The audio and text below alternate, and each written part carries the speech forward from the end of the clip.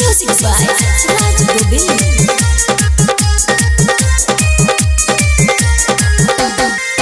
मस्जिद बनाया है, मस्जिद बनाया है, मस्जिद बनाया है, मस्जिद बनाया है। मस्जिद के अंदर में वो गुलाब सजाया है, मस्जिद के अंदर में वो गुलाब सजाया है।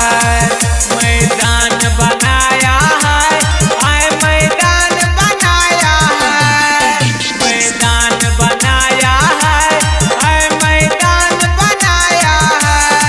सारी रात जंगल काट के वो मैदान बनाया है, सारी रात जंगल काट के वो मैदान बनाया है।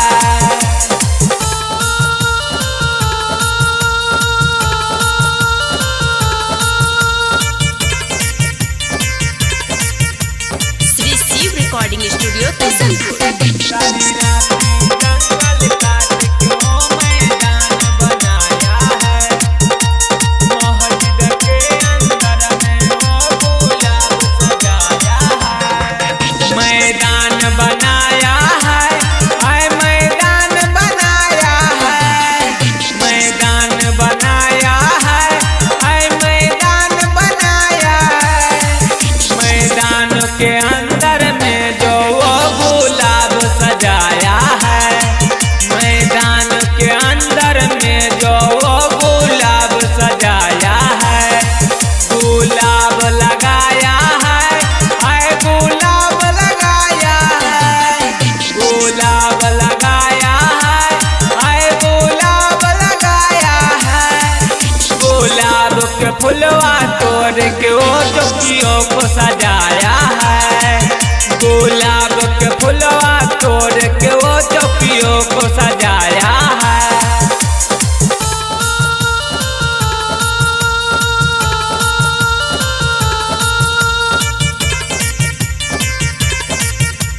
Sri Shiv Recording Studio, Tuzanpur. सारी रात जंगल काट के वो मैदान बनाया है, मस्जिद के अंदर में वो गुलाब सजाया है।